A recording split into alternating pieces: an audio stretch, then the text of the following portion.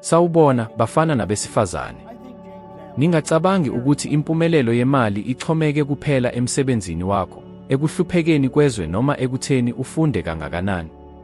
Kukhona okukhulu kunalokho okuqondisa impilo yethu, okuyisikhathi esiyigcina. Umphumela wakho awukhethiwe yizinto eziphathekayo, kodwa ngumoya wakho. Konke okuhle kukhona, kuhlanganise nokuchuma, kuphila ngendlela ethile. Lokhu akuyona imfundiso yabantu abaphila ngokukholelwa ethonya lamagwala, kodwa yisayensi ecacile. Imali, imizwelo, imicabango, ngisho nomzimba wakho, konke kuyahamba ngezindlela ezahlukile.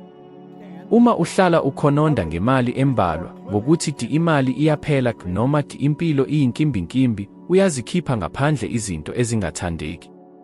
Uthumela amandla angamandla aqeda ithemba, ukuqeda ithemba, ukuqeda ngokuphelele.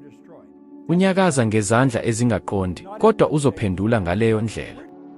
Abantu abaningi baphila impilo yonke bengaboni ukuthi ukusebenza kanzima akuyona indlela yokuthola imali, kodwa indlela oyigcina. Wamukele abantu abasebenza amahora 12 ngosuku, kodwa babengenawo umphumela. Kanti abanye, ngombono nje omncane, baqala ukukhuphuka. Uma ucabanga ukuthi lokhu kuyinkulumo nje yabantu abaphila ngokukholelwa ethonya lamagwala, ake ngikutshele izinganekwane zami. Ngangihlala endlini encane eMaplewoodlane. Ngangingedwa, ngihlala ekusihlaleni. Ngabhala into encane, kodwa enkulu, ngizokwakha ibhizinisi elizoba khona emhlabeni wonke. Angizange ngibe nemali, abalingani, noma iqembu. Kwakungimi nombono wami. Kodwa ngagxila kulowo mbono, ngiwubona, ngiwuzwa sengathi usenzeka. Ngagcina ngikwenza njalo nsuku zonke. Ngisusa noma yini engivimbela. Ngemva kweminyaka, ngathola ucingo oluvela eqenjini lami, Bob, namuhla sesikukhona kuwo wonke amazwe emhlabeni. Lokho okwakukukhona ekusihlaleni kwami, kwaba yinto yangempela. Ucabanga kangaki ngezinto ezinkulu, bese uzivimbela ngokuthi lokhu akuyona ngami, noma ngingubani mina. Uthumela amandla okungalindelekile, uyathanda into ethile, kodwa uyakwenza ngokuphambene. Unyakaza ngezandla ezingaqondi, ubuye uphendule ngaleyo ndlela. Umlingo wakho ngumthombo wamandla. Wonke umcabango, wonke umuzwa, wonke ukukholelwa kwakho, kukwakha amandla akho. Fudumeza izinto ezifanayo. Manje, mhlawumbe uthi, Bob, ngiyishintsha kanjani imizwa yami? Nginganqoba kanjani ukwesaba, ukungabaza, nokungaqiniseki? Uyashintsha ngokuzikhandla. Qala ngokubona imicabango yakho. Bheka, buza. Bese ushintsha izinto ozibonayo. Bona okufunayo, hayi okwesabayo. Faka imizwelo kulo. Imizwelo iyona eyenza isicelo sakho sibe khona. Ngiye ngenza lokhu iminyaka ngendlela elula, ikhathi. Ngalibhala ngokucacile. Into enkulu. Into eyayibonakala ingenziwa ngaleso sikhathi. Kodwa ngangilithatha nami nsuku zonke. Uma ngilithinta, ngibona umgomo wami, ngizizwa sengathi usenzeka. Isayensi ithi lokhu kuyinto yokuqeqesha ingqondo. Ngingathi kuyikholwa esebenzayo. Manje, bhala phansi iholo ofuna ukulithola. Ungalilingani. Bhala lokho ofuna ukuthola ngempela. Manje, zitshele ukuthi ezinsukwini ezingama-30 ezayo, uzoluthinta lo mqulu okungenani ka3 ngosuku. Njalo uma uwuthinta, uzobona inani elikhulu emqondweni wakho, uzizwa sengathi seluyikhona, futhi uzosebenza sengathi kuzovela. Yenza kanjalo. Ngoba uma ukwenza, uzoqala ukushintsha amandla akho. Uma ushintsha amandla akho, imali izoqala ukufika, ngaphandle kokukhathala, ngaphandle kokulwa. Ngoba iyofika ngokuthula. Awudingi ukwazi ukuthi imali izofika kanjani. Isintu lizoyithola. Umsebenzi wakho ukufana nalokho ofunayo. Wena uthola lokho okukholelwa ukuthi uyakufanelekela. Imbono yakho nguwe ngokwakho iyisivalo esingabonakali sempilo yakho. Inqubo yakho yangaphakathi iyona ebonisa ukuthi uzofika phi, ukuthi uzokugcina malini, hlobo luni lobudlelwane ozokuthola, nokuthi ubona kanjani ikusasa lakho. Yibhodi elicishe libe yibhokisi elingenayo ukukhanya. Futhi okubi kakhulu, awuboni ukuthi uvalekile. Ungafunda konke mayelana nezimali, izindlela, nokutshala imali. Kodwa uma ukholelwa ukuthi awunamali, ukuthi awusoze waba nomusa, ukuthi abantu abanjenguwe ababa nomusa, yini ezobeka khona? Uzohlala uqhubeka nokuphinda. Uzonqoba bese ulahlekelwa. Uzoqhubeka uphumelela bese uwa. Ngoba imbono yakho nguwe ngokwakho ihlelwe ukugcina izinto ziqhubeka kanjalo. Ngangilokhu ngikholelwa ukuthi anginakuqonda ngokwanele, ukuthi angifanelanga ukuphila okuhle. Nganginenhlupheko, ngangingenayo ithemba, futhi ngangingenalo isikhathi. Ude umuntu ogama lakhe linguRay Stanford wangibheka emehlweni wathi, "Bob, ungomunye wabantu abangenalo ilungelo elihle engilibone." Lokho kwangibamba ngendlela engangilindele. Wayengakhulumi ngomunyu. Wayekhuluma iqiniso. Ngangingenalo ilungelo elihle, ngangilokhu ngibuhlungu, ngilokhu ngikweletha, ngilokhu ngizama, kodwa ngingashintshi. Ukwazi ukuthi kungani? Ngoba ngangizibuka ngaleyo ndleba. Ngangizibuka njengongaphumeleli. Umbono wakho nguwe ngokwakho unamandla ngoba ukhona ekugcineni kwakho. Futhi ekugcineni akusho lutho. Ukuphinda uphinde uhle ngawo wonke amandla wakho, kungaba okuhle noma okubi, ukwenza kube yindlela yakho. Futhi lapho lokho sekuyindlela yakho, kuba yinto yakho. Yingakho ukushintsha impilo ngaphandle kokushintsha umbono wakho nguwe ngokwakho kufana nokuzama ukugcwalisa ibhakede elibhucumile. Usuke wabona labo bantu abawinayo iletri bese belahlekelwa yikho konke ngeminyaka embalwa. Noma labo abanamakhono amakhulu kodwa bayazivimbela. Lokhu akusiyo inhlanhla nje. Lokhu kuyinkambiso.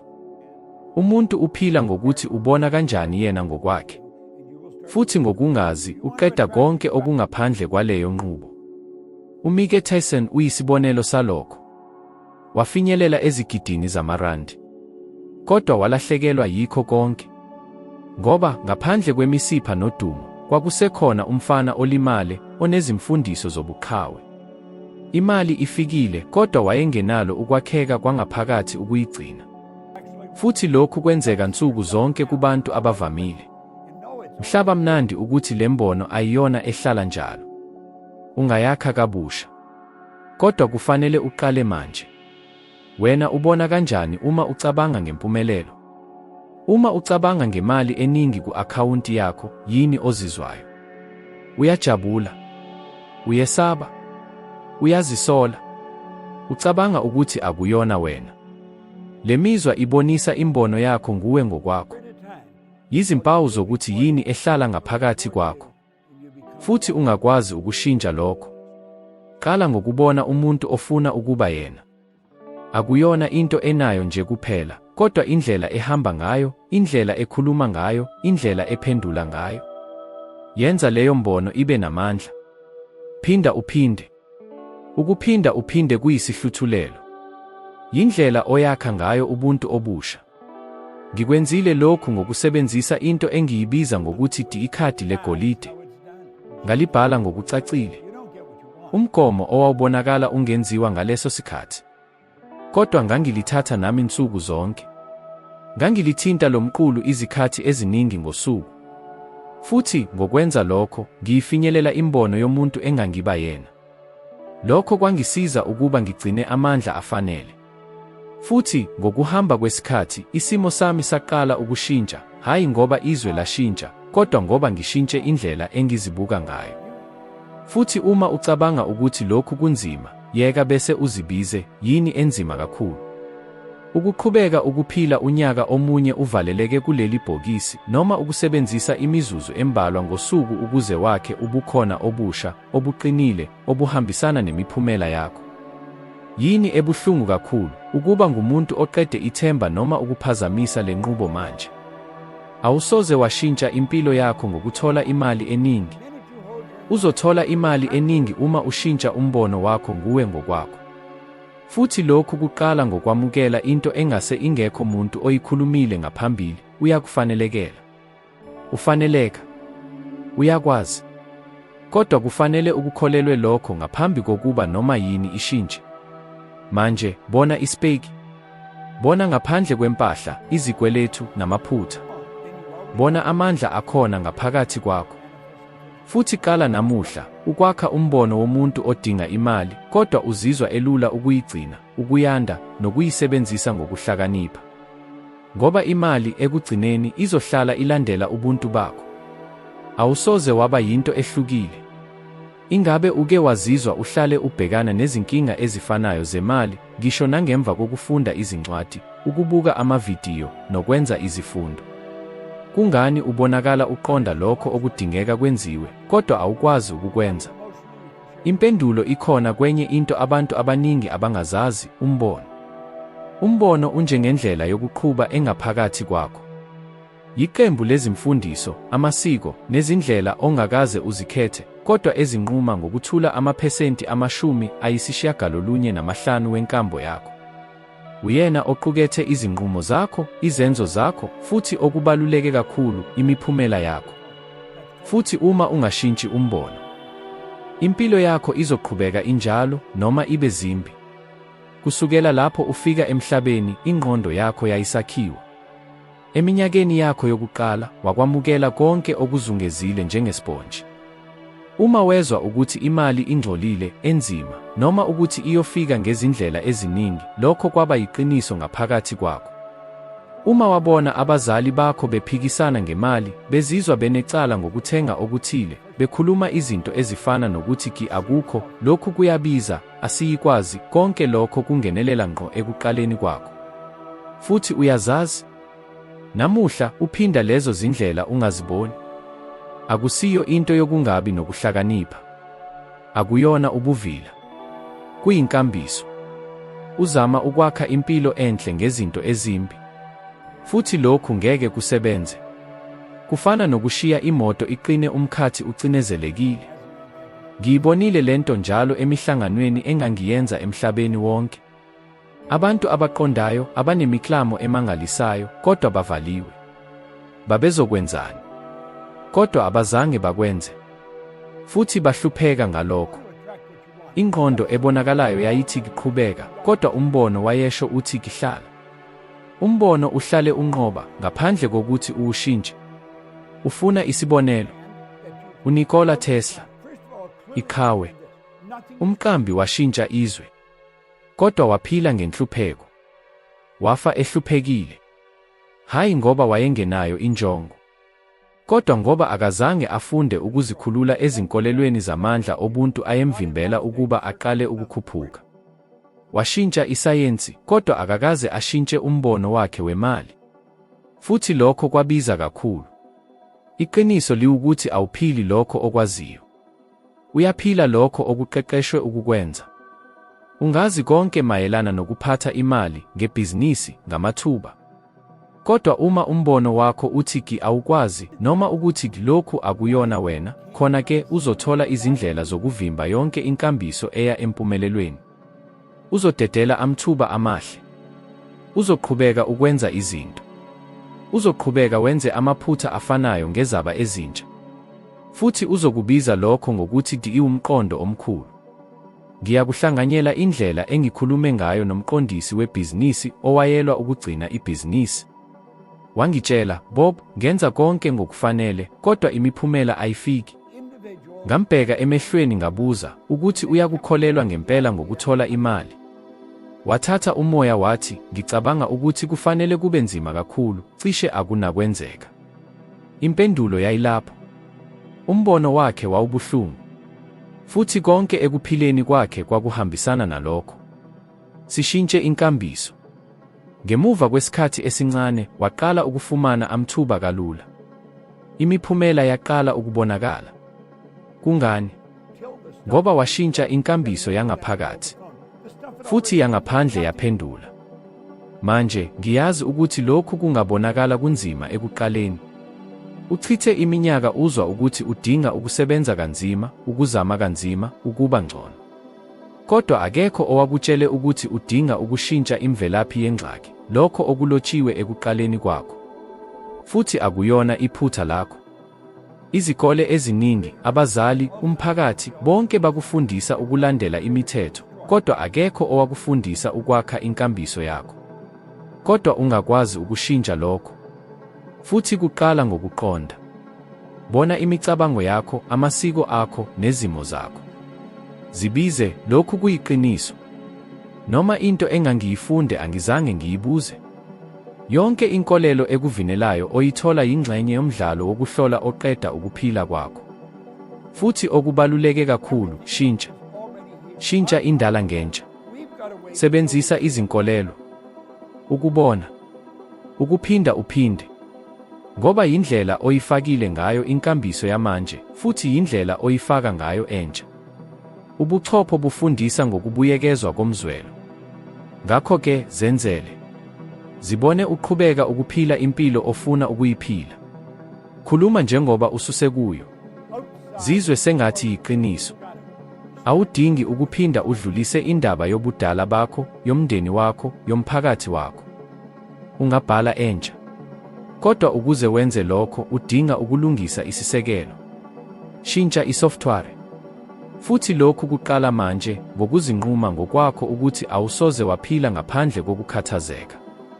Ngoba impilo engavamile ayikhiwa ngaphandle. Iyasungulwa ngaphakathi. Iyasungulwa ngalokho okunqumayo ukukwamukela, futhi ngalokho okunqumayo ukukulahlela. Futhi yini oyenzayo ngalokhu manje kuya nguwe. Unamandla ngaphakathi kwakho amakhulu kangaka, amandla kangaka, uma uzazi ukuthi uyasebenza kanjani ngokuzikhandla, impilo yakho izoshintsha kangangoba ngeke uzibone umuntu oyena manje.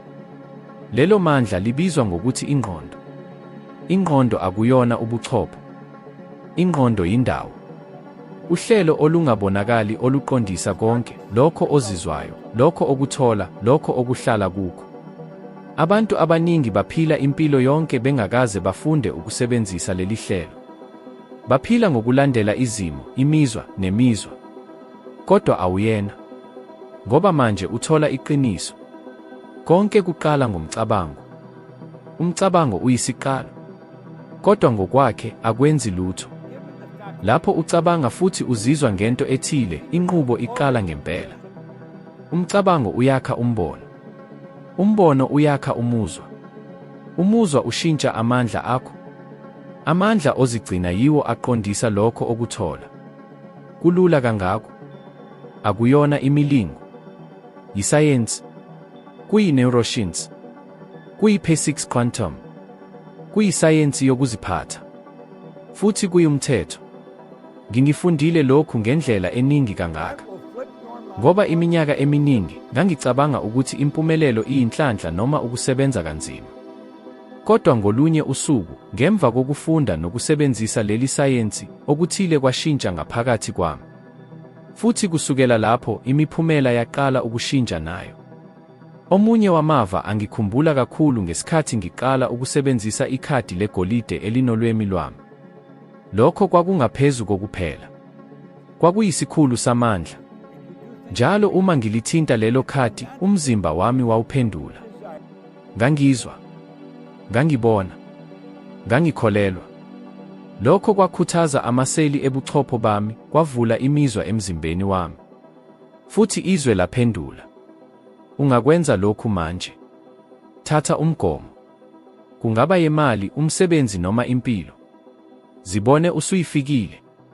Kodwa ungacabangi kuphela. Zizwe.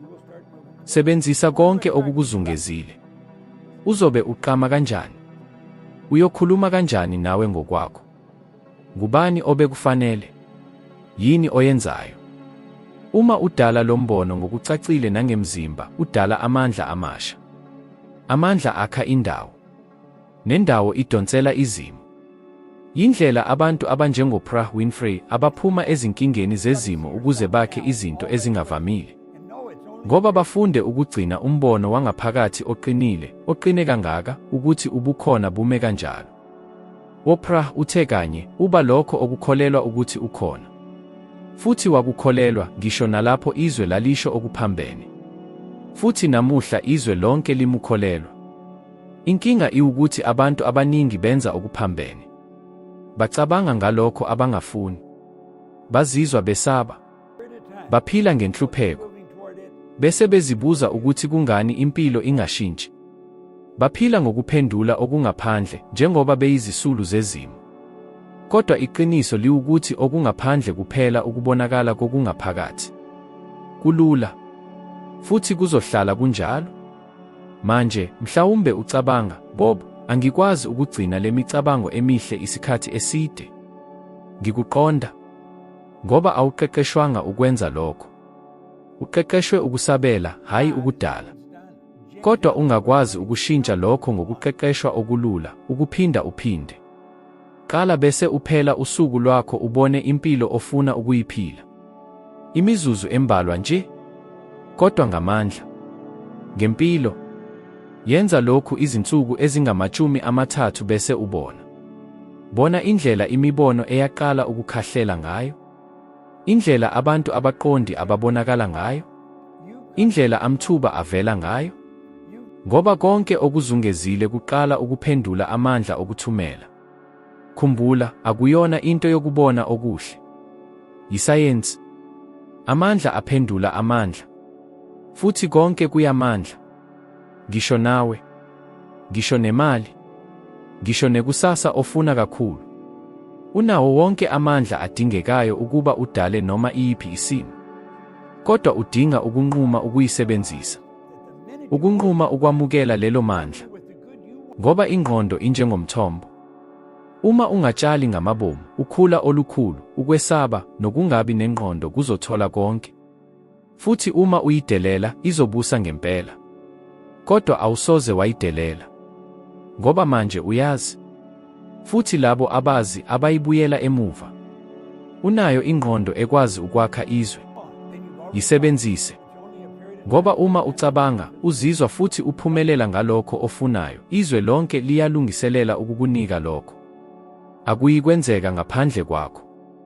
Ngoba lokhu akuyona imfundo. Kuyumthetho. Konke kuyamandla, ngisho nawe. Futhi lokho okuthola akusho ukuthi yini oyifunayo, kodwa amandla okusebenza. Imali, impilo, ubudlelwane, amathuba, konke kukhona, manje, kulindele ukuthi uziveze amandla afanele. Uma ushintsha lokho okungaphakathi, lokho okungaphandle kushintsha ngenxa yalokho. Kuyumthetho. Manje, uma ufuna ukuqhubeka ukhula, ube ngcono kunangaphambili, ividiyo elandelayo ebonakala esikrinini sakho izokubonisa ngqo isinyathelo esilandelayo. Uhambo luyaqhubeka, futhi ngizokulinda lapho, ngikulungele ukuqondisa esinye isinyathelo sokuthi ushintshe. Ngiyabonga kakhulu ngokungilandela. Sizohlangana evidiyo elandelayo.